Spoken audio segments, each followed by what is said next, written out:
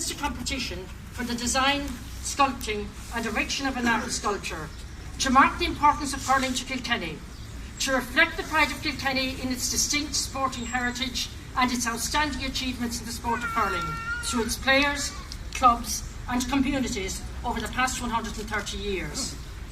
At the outset, I'd like to express the deep gratitude of the people of Kilkenny to Sculpture Barry Rafter and to the Council's assessment panel for this project, the then Cathaoirleach Mary Fitzpatrick, the then Mayor Seán O'Hargán, then County Manager Joe Crockett, and hurling legend and member of the Municipal Policy Committee, Pat Anderson.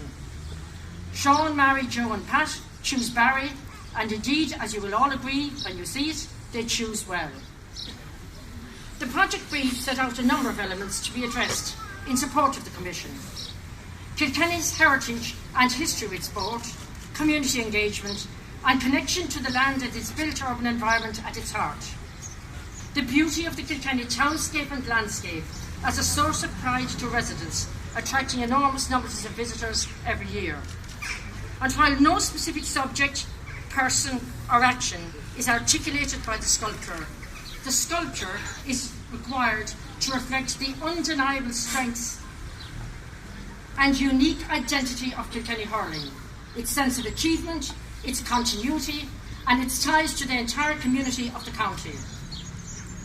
In his submission, Barry described his vision for his sculpture as follows. 3 players rising for the Schlitter in one of Kilkenny's many victories. But to add something new to the mix, these players are emerging from the stone.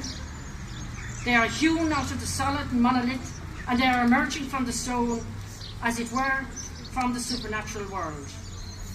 The Kilkenny players are shown front and centre and more prominent than the other player.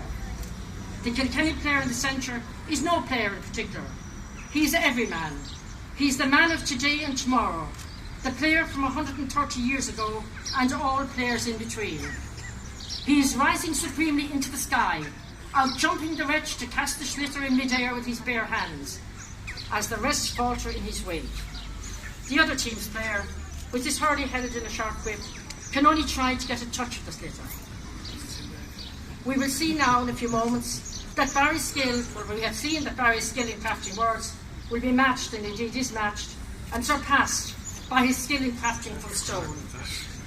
Barry's reference to the supernatural perhaps echoes a mythology out there that there's something special in the water in Kilkenny that enhances the hurling skills within our borders, and maybe there is.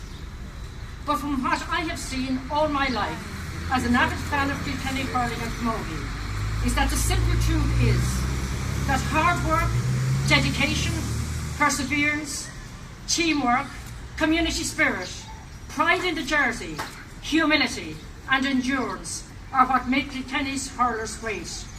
They are not just traits that bring hurling in sport, they are traits that bring success in all of life's endeavours. And successive Kilkenny teams under successive Kilkenny managers, including the great Brian Cody,